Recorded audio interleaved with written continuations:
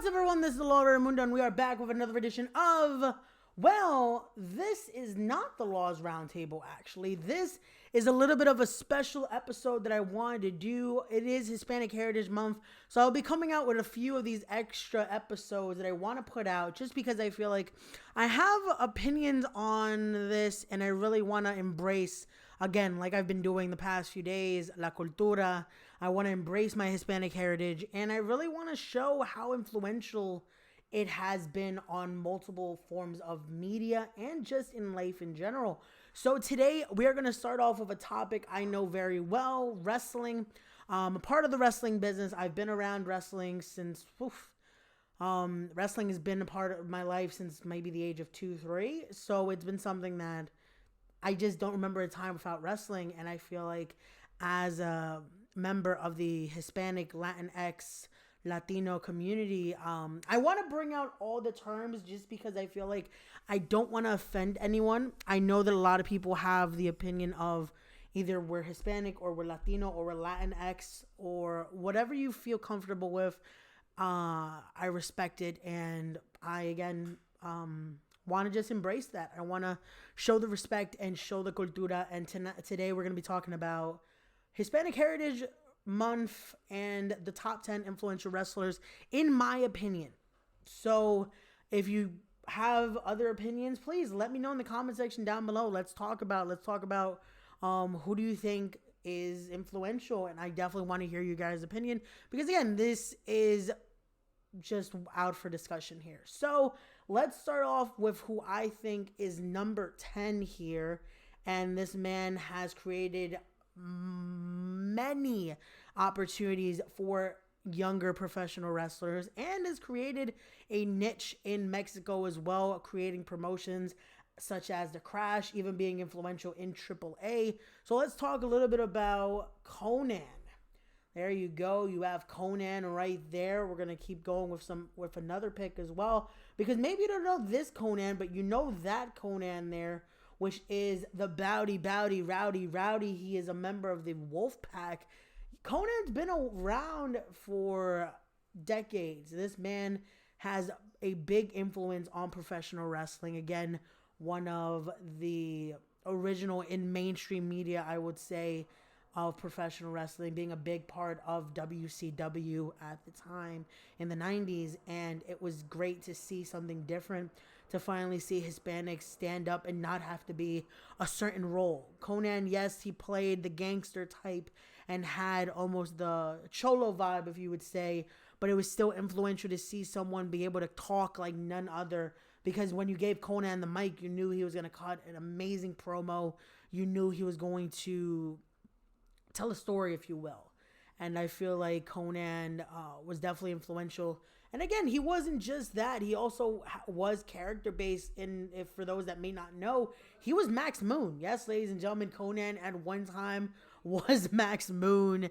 And it just shows you, though, how vital we've been in the community in professional wrestling, that we do not want to just be one role. We've been able to play around with different ideologies and ideas of professional wrestling, and Conan, again, to me, one of the original staples of that.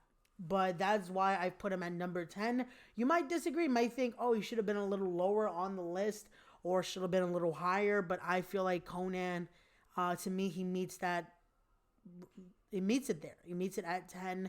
And again, we're going to keep going because this is a long list, because I have so many explanations of why each person is going to be at what spot. And again, it's going from 10 to 1.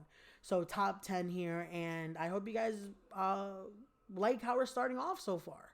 But we're going to go on now to number 9, bringing on the first female of the list. We have the lovely Mercedes Martinez, a icon in the New York independent scene. I feel like she has earned her spot on this list just for the simple fact of being a trailblazer for independent wrestling. And again, like, it's something that you don't see as much as a Latina making those waves like that. Like, this is insane to see, because we usually consider wrestling the male-dominated sport, and I feel like it's a misjudgment there. Women have been trailblazing as well. And Mercedes, not only being a Latina, but being a New Yorker, it is amazing to see. It makes me proud to be a New Yorker and be Latino and see this. But let's show you also another pic here of Mercedes. She again is a badass, man. Like I am glad I've gotten to see Mercedes live. She's been a part of many, again, New York promotions. She's also been a part of Shimmer. You can see here holding that championship there.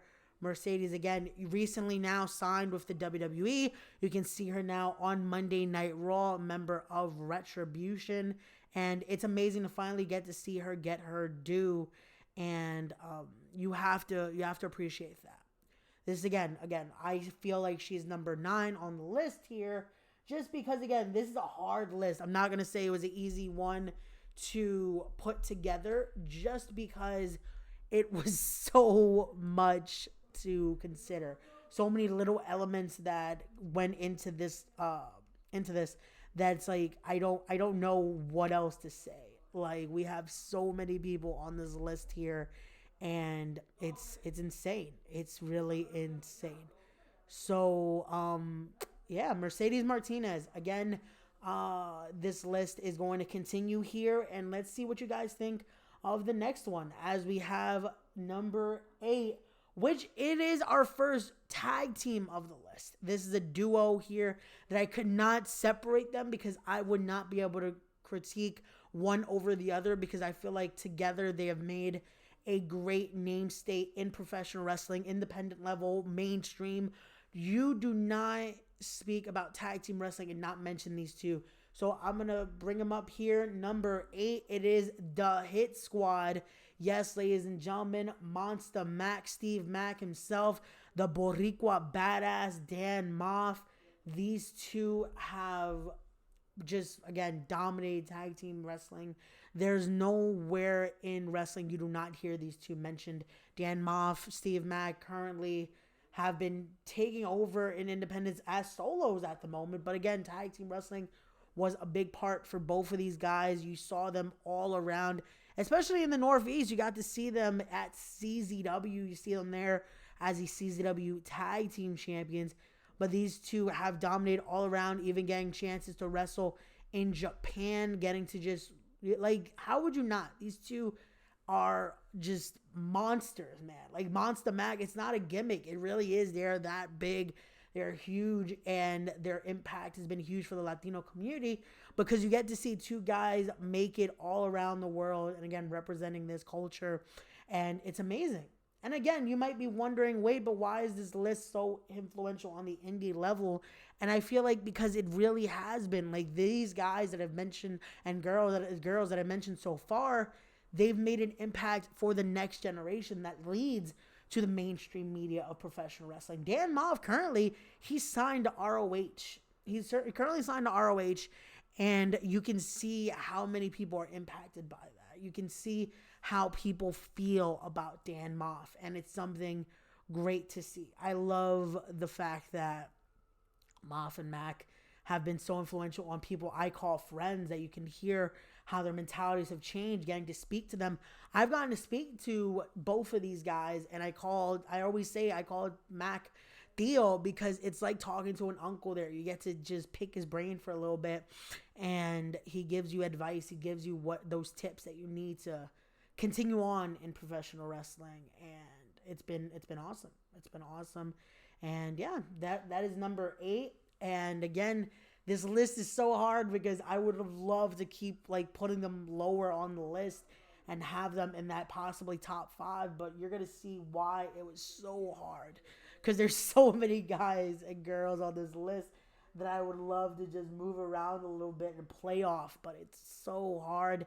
And this is going to be how the series is, because I have 2 more episodes like this coming out very soon. I have a top 10 influential Hispanic, Latino, Latinx musicians coming out, as I want to say Monday. That episode will drop, and that is going to be another one that's just going to be hard to talk about, because it's just going to be wanting to put this person there, and that person. But let's keep it going. Let's go to number 7, as we have Carlos Colon, a man that in Puerto Rico is a legend, and it's transitioned even over here in this into the United States and to our media of professional wrestling, just because again it was so iconic. That yes, there's been the backlash of certain things, but you can't overshadow the good he's done, and also just what he's done for the industry, creating the promotions over there and being such a big part of the business impact of professional wrestling in Puerto Rico, and creating something that again it gives opportunity. Like I've heard so much about people wanting to wrestle in Puerto Rico. So imagine people wanting to wrestle for a company that's mainly Spanish speaking. Again, it's an honor and a privilege to be known that being half Puerto Rican myself. And a goal is to be able to say I get to wrestle over there. A goal of mine is to be able to go around the world and do stuff like that. And Carlos Colon has created an opportunity for those that would like to wrestle in Puerto Rico. Hey, if you can prove yourself, it's there. And World Wrestling Council is a promotion like that you've seen some great stars, even WWE stars that have been allowed to wrestle while still under contract. And it's insane to see how big wrestling is over there in the island as well.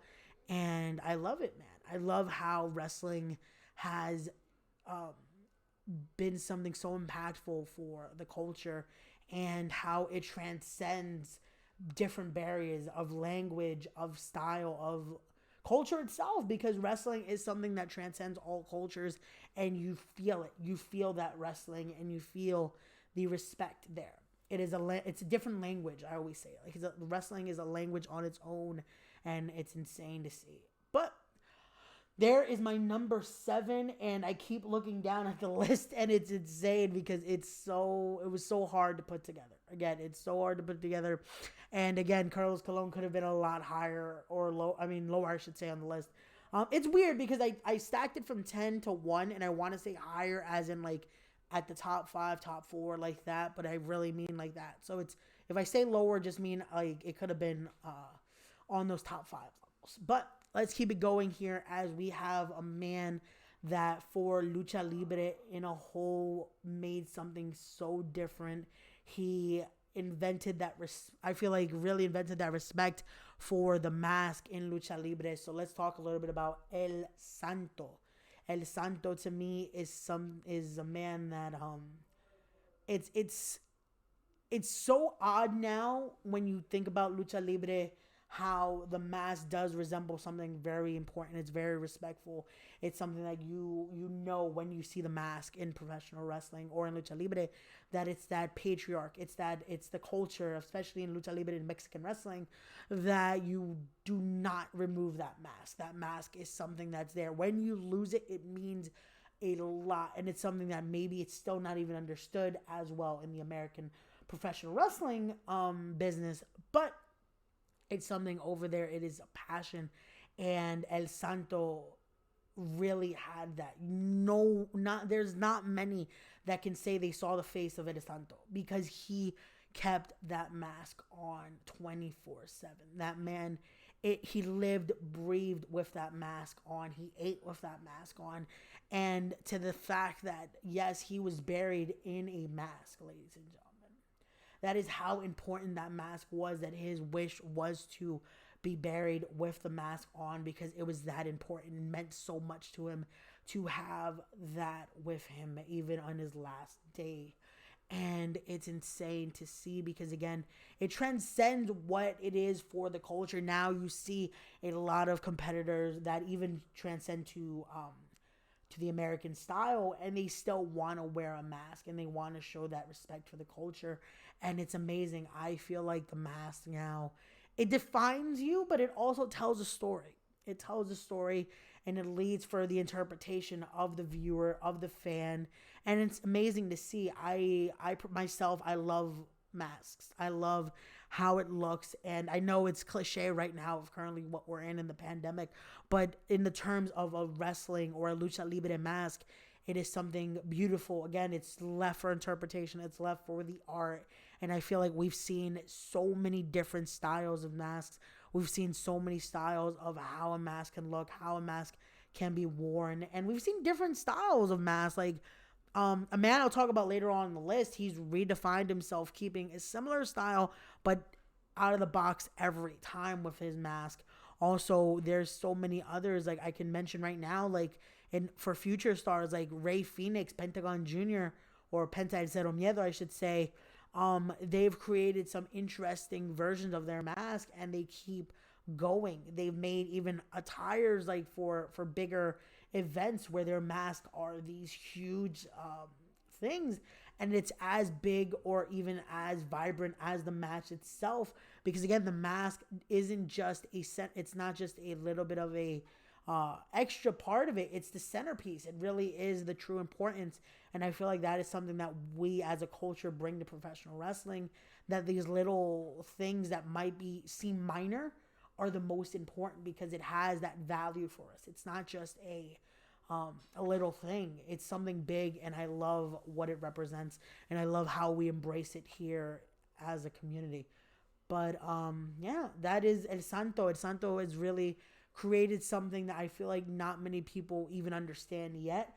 I really do encourage those that are just maybe finding out now about El Santo, study up on El Santo, study up why it is so important. And again, I would have loved to put him even lower on this list, but again, the amount of people that I have coming, and it was so hard. It was so hard. I sent this list to a great friend of mine, and we deciphered, and we conversed about it, and we argued a little bit because he also felt like I should have fixed it just a little more, but this is the final list I can come up with, and I hope you guys agree with it. I hope you guys agree with what my positionings of the list were.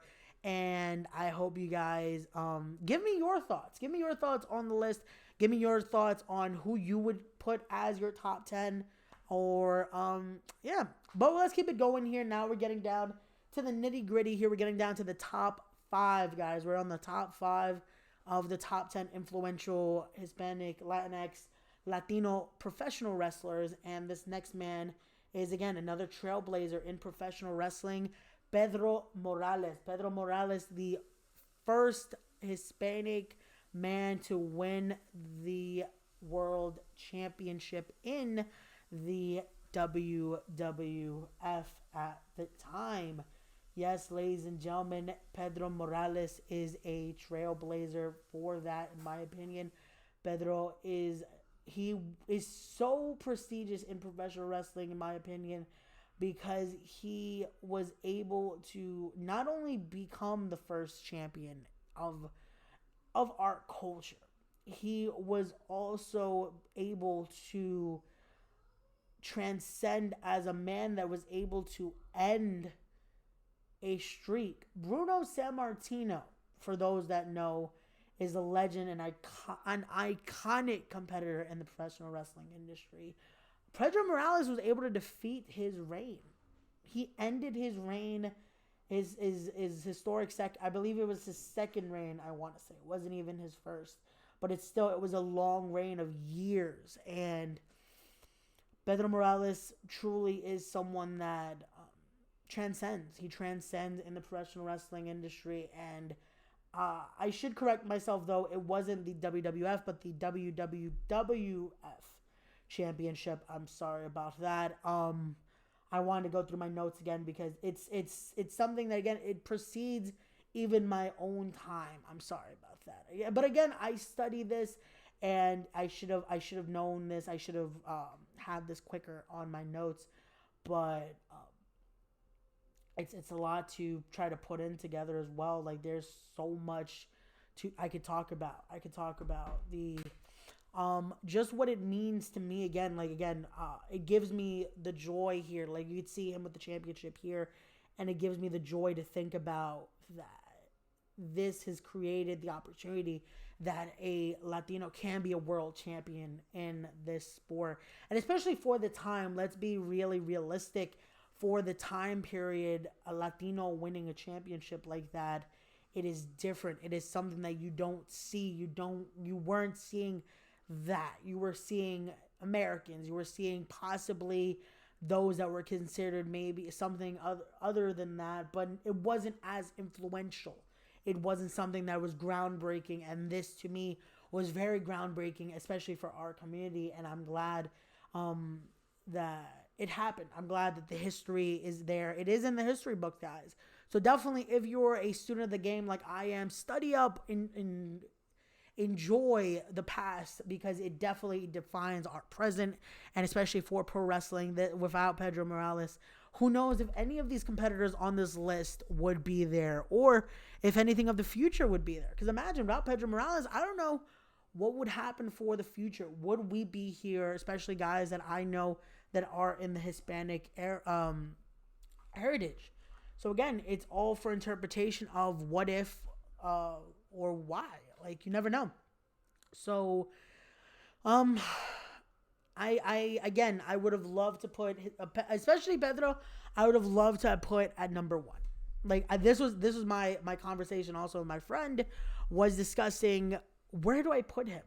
And I want to say at the beginning, Pedro was not even in the top 5. I want to say I started at top 10, because I felt like, sadly, not many people understand that importance. Not many people understand that this is something, again, that can be changing. This is life-changing here, because this is something that, especially for me, that I've studied everything. To me, it's emotional to see that. It made me feel, okay, this is a career I could choose. And especially now, like, I get it. Back then, well, at least now, I should say, it is easier to believe, just because we see so many that are around of the Hispanic heritage. But you have to think, if you're in that era of classic wrestling, there weren't many like that. So there weren't that many visuals of Hispanic heritage or of Latino heritage or Latinx. You weren't seeing that. You weren't seeing so many, especially on mainstream media, that you could say, that's someone I could look up to. And again, we all looked up to guys like Hulk Hogan, the Ultimate Warrior, Macho Man, but who could be that person that we looked up to, you know? Like, even for those that are not American, that were even Italian, they had Bruno. Again, like, who was there for Latinos? And finally, to see a guy like Pedro Morales, it made something different. It finally gave us that opportunity. And again, it influenced a lot, because now we get to the modern day of wrestling. And that's where this list now begins to get to the modern day a little bit. Like, Mercedes is modern day, I would say. But now we finally get to that era that now I feel like really does influence, especially current day wrestling. So we're going to keep going here. We're down to the top 5. And we're also going to talk about some honorable mentions in just a little bit.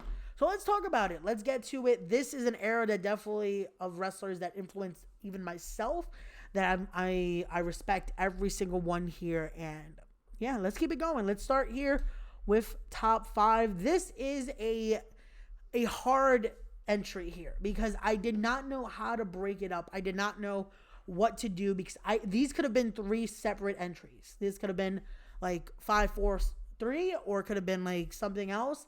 But I decided to unite both duos to become one trio, because all 3 have been influential. All 3 have been a big part of independent wrestling and wrestling as a whole, because they've been a part of the mainstream as well. But they also, all 3 are Latino.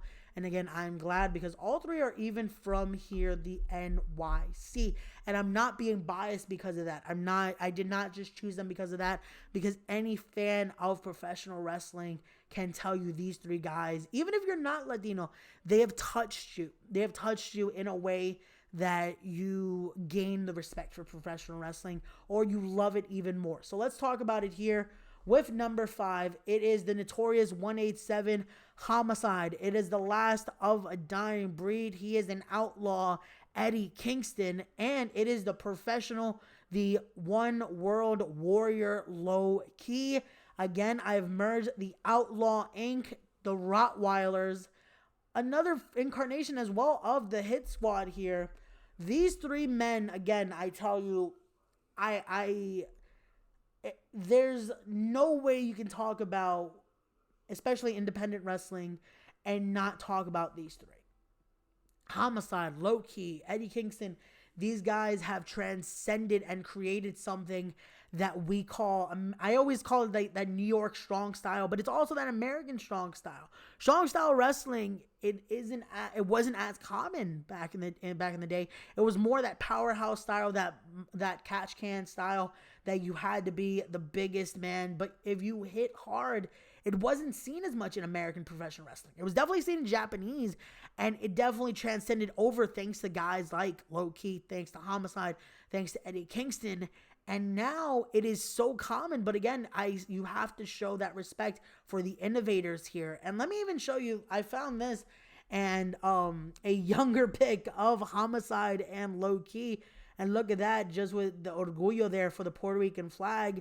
Again, it's amazing to see, and I hope I do not get some heat for showing that young pic of those two. I definitely respect both of them. I've had conversations with all three, and every time I just shut up and listen. Like I have to, just because without their knowledge, like it's insane what they've done for this business. So I'm going to talk a little bit now about each person, and again, because all three could have been their own rank. I'm telling you, this was so hard. And again, I'm not being biased. It just really is how important these three are for professional wrestling, in my opinion. So let's talk a little bit about the notorious 187 Homicide, a man from Bed-Stuy, do or die.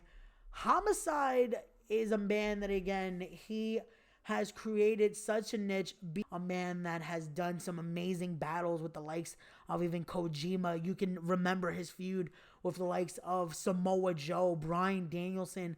Homicide is such an influence. And again, even when on the mic, when you hear him, you feel it. You get those chills.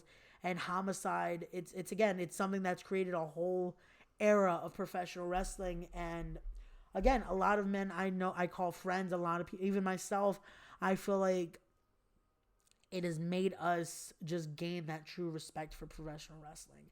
I feel like no one can say anything about Homicide in a negative manner, because how could you? What could you say about Homicide? Like, Homicide has, again, everyone has their faults, I get that. But when you're looking at how true of an entertainer and professional wrestler he is, it's insane. It truly is insane. But let's keep it going here with the next one. He is the professional. He is the One World Warrior, the inaugural ROH World Champion. Yes, ladies and gentlemen, Low Ki, the first ever Ring of Honor World Champion. Imagine that, again, transcending, again, as a Hispanic man.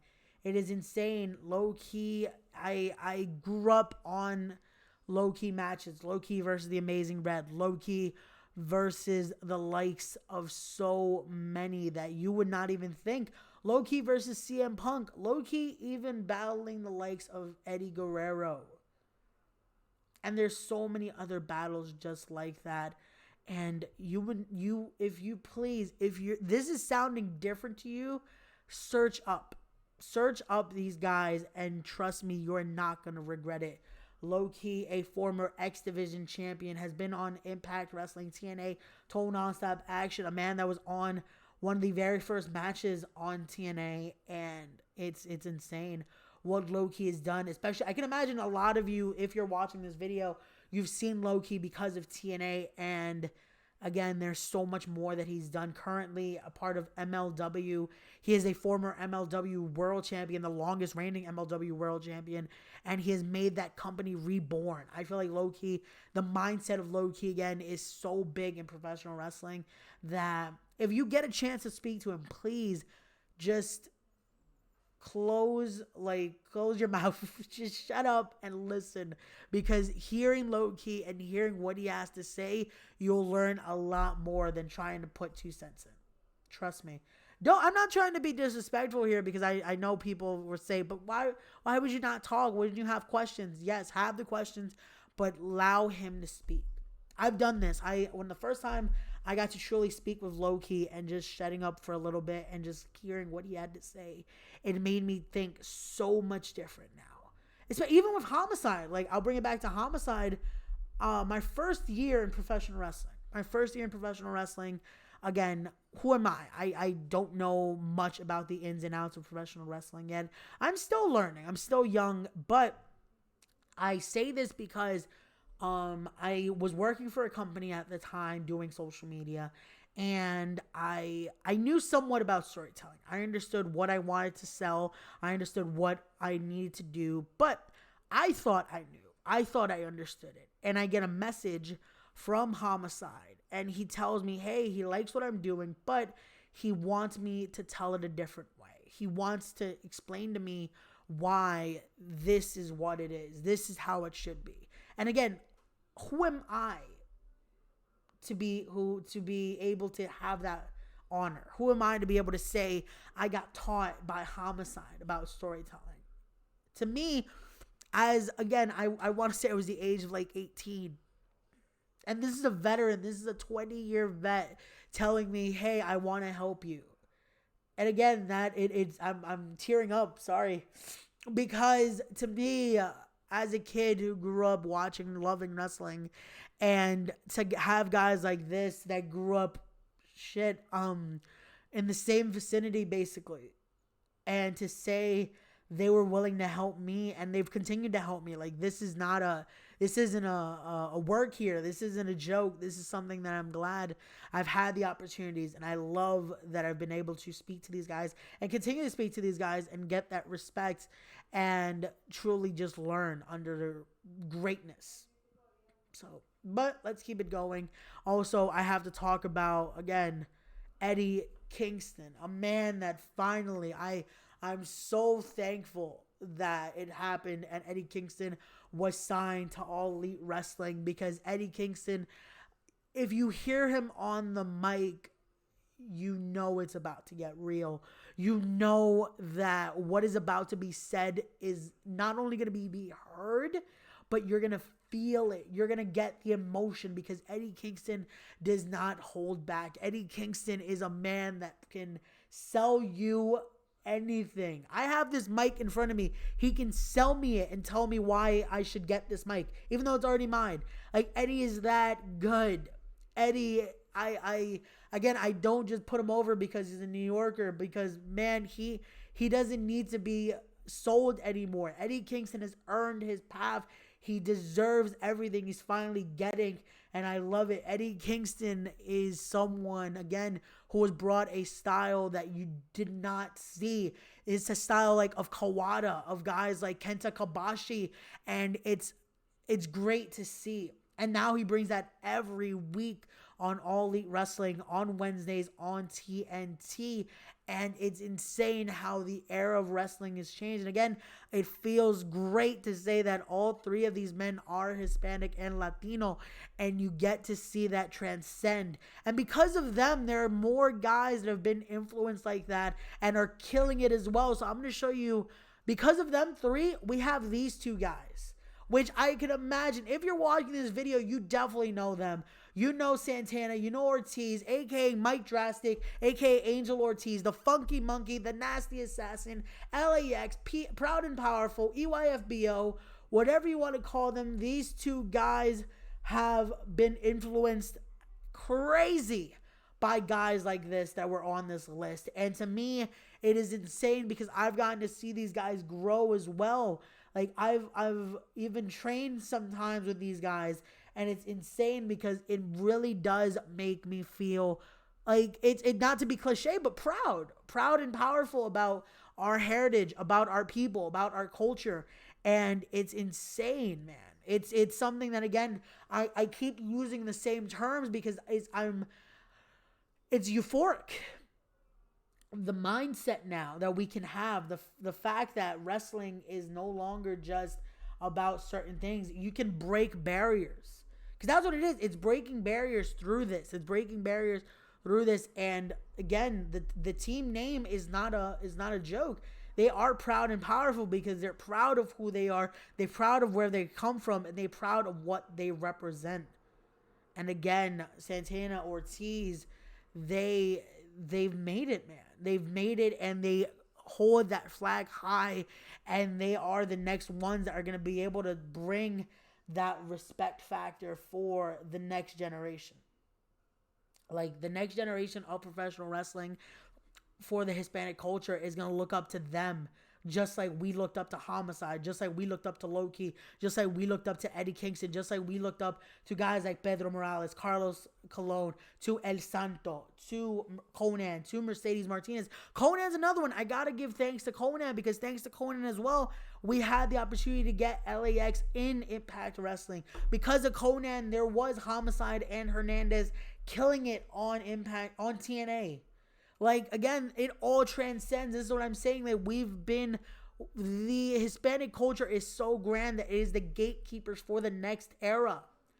And again, this is what I'm saying. Like, guys like Homicide, he decided, again, he saw me and decided, you know what? I see something in that kid. Let me talk to him for a little bit. Let me show him how this is done. Low-key, the same. Eddie Kingston, the first time I spoke to him, he saw something and he was like, okay, kid, you might be something in this business. And it's insane. It's insane to see, and I truly tell you guys that this isn't just me just trying to be like a fanatic here. This is me just talking about something that I'm truly passionate about, and this isn't just because it's Hispanic Heritage Month. This is something I truly feel about, because I feel like we don't praise it as much. We don't embrace it. We don't show how important it is to be a part of this culture, and I feel like we definitely need to. We definitely need to. So next up, though, because I have to continue the list, because if not, I'm gonna be here talking about this for another hour or so. The next, at number 4, I should say, no, number 3 actually. Oh my God, we're getting down to the top 3 guys. Wow, this next person, I couldn't even call him a person, an icon, a legend. His family is legendary in this business. From the Wagner family, it is Dr. Wagner Jr., or Ray Wagner, I should say, as recently taking off that mask. This man in AAA in Mexico has transcended to the fact that in the States, when he lost his mask, it was felt around the world. It was felt so important, just because, again, this man is so iconic. His father was iconic. His brother, rest in peace, was iconic. And it's insane to think how much, again, a person can touch the business. And Ray Wagner, that mask, when he lost it, it was so touching to see how it displayed, and how important a story can be told, even as small as it was for a mask versus hair. Those matches, it always has a story. It has the big fight feel, but you never see how much it can touch people. And that match, I watched it with a friend of mine, and we cried just watching how the story unfolded. And again, it shows how our culture has evolved, because again, a mask versus hair match that happens in Mexico, and now it has transcended so far that now you've seen it in the States, you've seen it around the world, and it means so much. Hair versus hair matches have happened, but when you bring in that mask, again, like I said, it's a patriarch. It is something so important that mask is another reflection of you. For those that wrestle in masks, I can imagine that you chose it for a reason. You wear it like a badge of honor. It is not just a costume. It's not just some like tights. It's nothing like that. It is very important. And when you saw that, it was insane to see. And Ray Wagner, again, is transcended. He's continuing to compete at the moment. Well, right now, sadly, the scene in Mexico wasn't as hard moving just because of the pandemic, but I can imagine when we get back to normal, you'll definitely see Ray Wagner in that ring again, and I can imagine that future generation that's going to be impacted by him is still going strong. You see, again, guys like Ray Phoenix, like Pentagon Jr., guys like El Vicano Jr., or even, and not even just mass wrestlers, just the generation there and generations around the world. Like, you see it. You see guys that truly respect, like Cyberwolf, like girls like Diamante, girls like Tasha Steeles. The Hispanic heritage embraces what is around the world, because it's a language. It's not even just it's not just a thing about, oh, we all enjoy this. No, we feel it. It's something that's understood, and it's respected and truly embraced by so many. And again, I'm glad to be a part of it, and I'm glad that just so many finally see it. So many finally have seen it, and understand it and respect it. And now this whole month, just seeing what I've seen, like seeing people finally embrace their Latin heritage, guys that you would not even think, because it's never shown like that. And it doesn't need to be. I'm not saying, oh, if you're Hispanic, you have to have the flag around or have to fully speak Spanish like that. No, just embrace it in your heart, respect it, know that this is something you should be proud of and not have to hide. Because again, I speak Spanish. Yes, I can speak Spanish. I can clearly, te puedo hablar así y lo puedo volver así a inglés, and I can speak to you just like this again.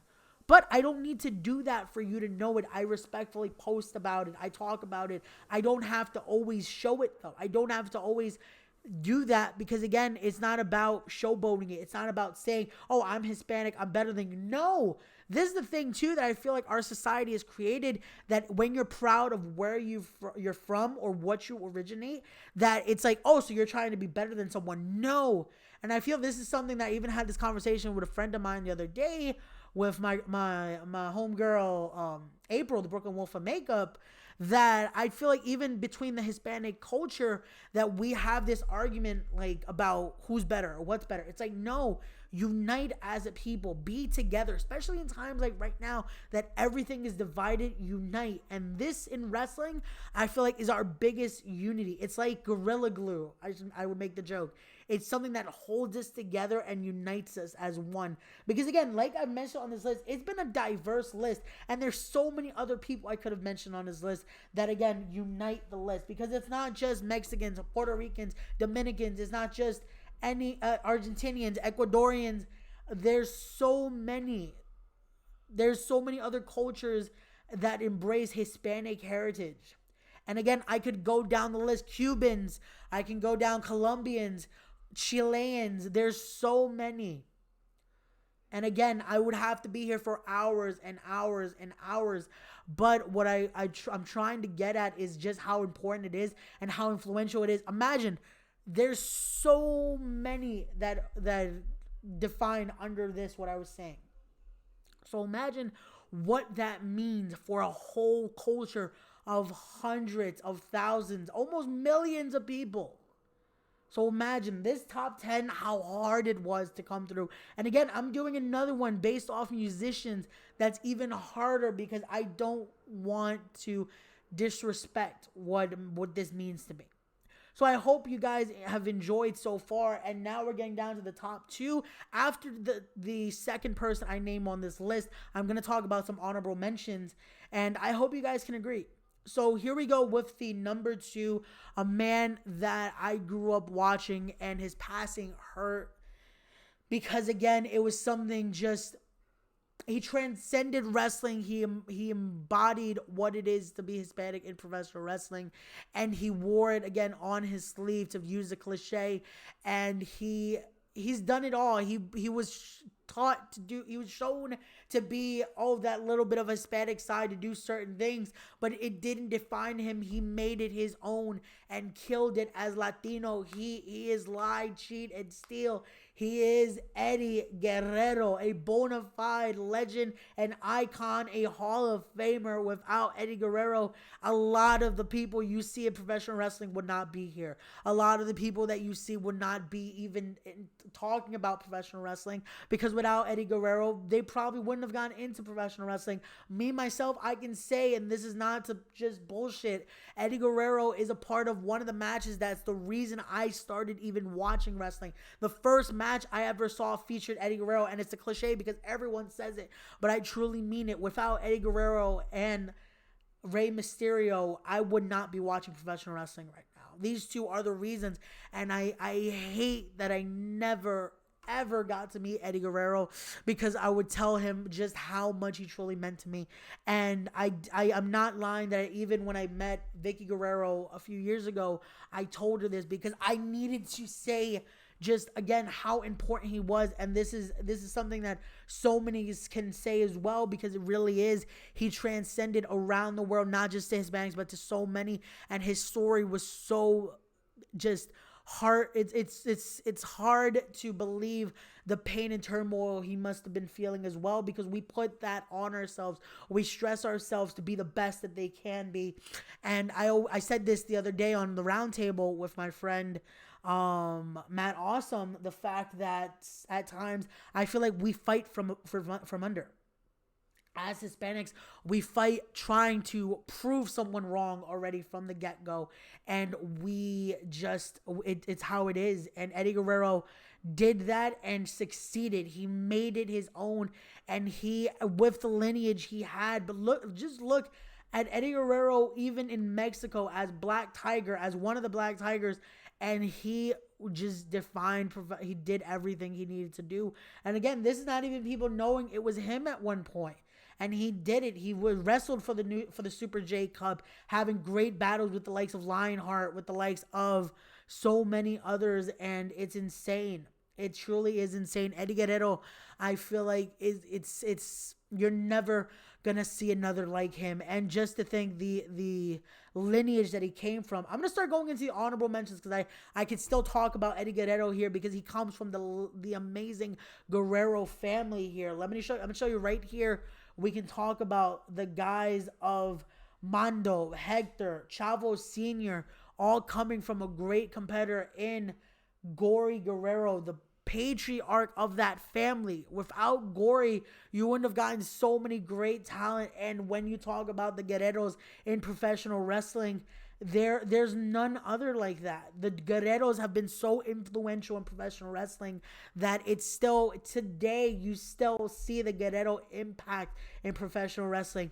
If it's with Chavo Guerrero, still doing amazing things, still wrestling, still podcasting, still doing a lot of stuff in media, that you won't forget the Guerrero name.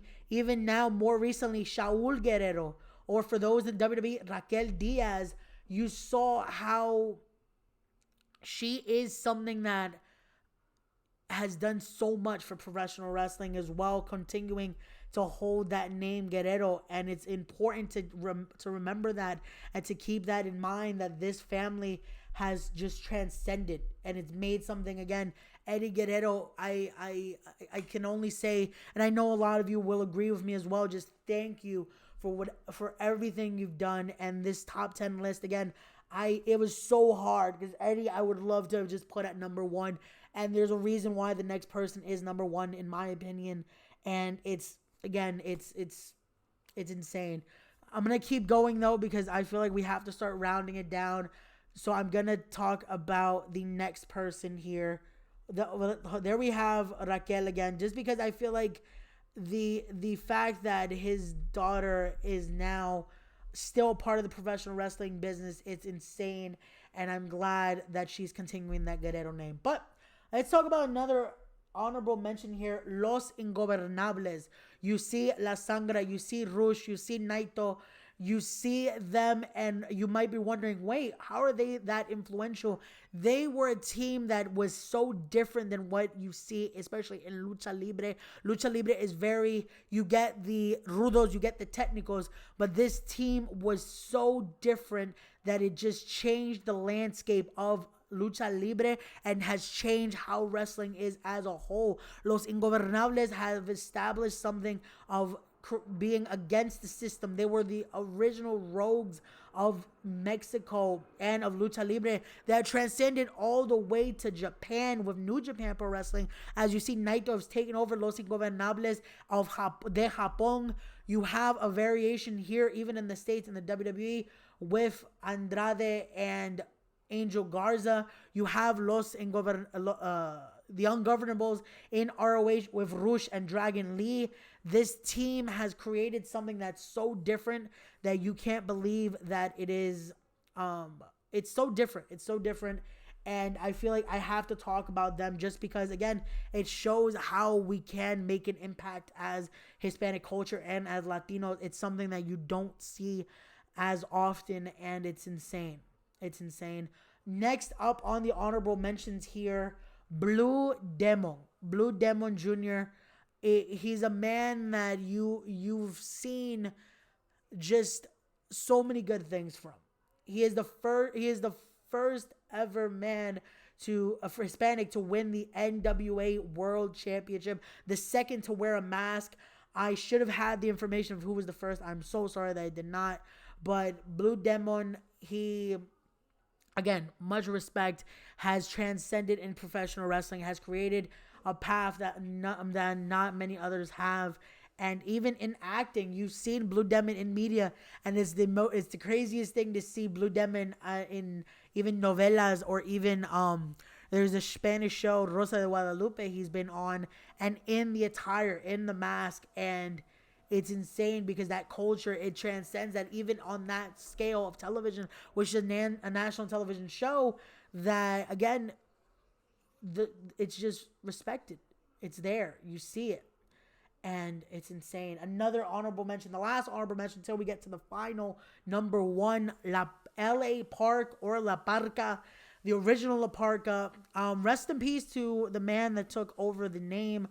LA Park has been, again, a very big influential in professional wrestling, especially now, still going strong with El Hijo de La Parca in the LA Park in MLW. These two have made such an impact and such a, just as rudos, they were insane to see.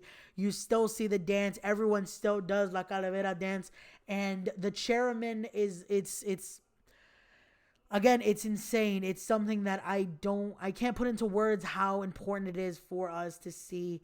And I'm glad that even now you can see how important it is. MLW, a company that's been showing the future but still respects the past, having LA Park be so dominant with Salina de la Renta, with, again, Hijo de LA Park, that when LA Park is in that ring, you still feel that fear that, oh my God, this legend's about to beat my ass.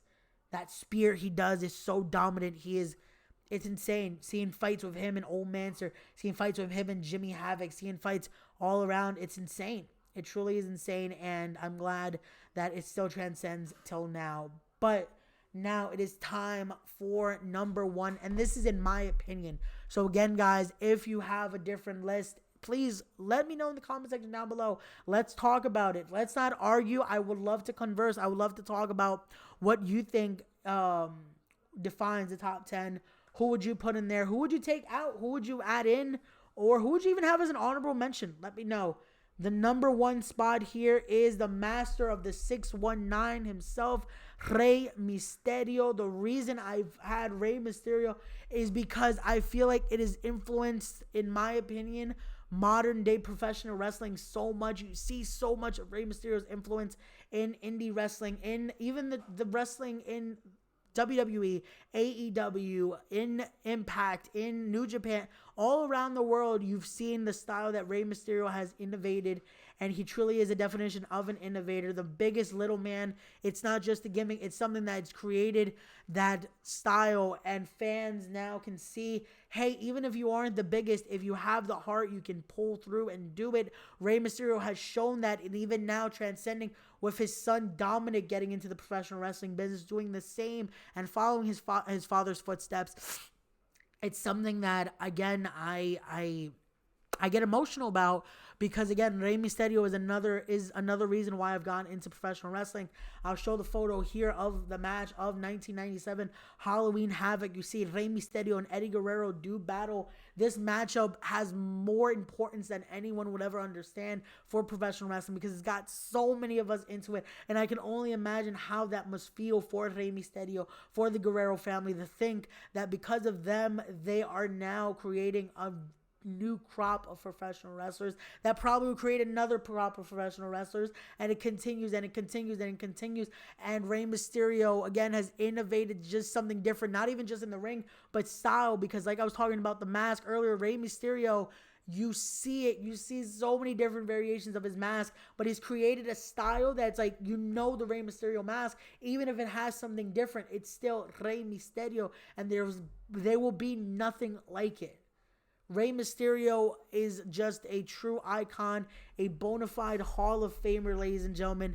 And this is not just my thoughts. I can imagine a lot of people will agree with me. And I know this list from 10 to 1 has been insane. I tried to be as impartial and just put out what I thought would be the most important here. And this is how I put it, how I feel about these 10, well, multiple, there's more than 10, but just how I ranked it from 10 to 1.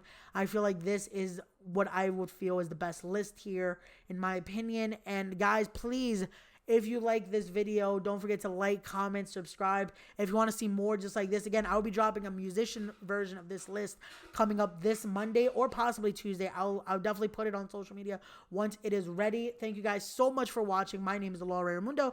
If you want to follow me on social media, you can do so at Ray_Raymundo. Don't forget to share this video with your friends, with your family, with the pets, because they might want to see too. And please, I'm sorry, I really got emotional here with this video just because, again, it's so important to me. Please celebrate Hispanic Heritage Month every day. Not just this month. Enjoy that heritage. Celebrate it. Have it in your heart and truly be proud of where you come from. Don't let people's opinions deter you from feeling important about yourself. Know your worth, know your pride, and enjoy that and embrace it and respect it.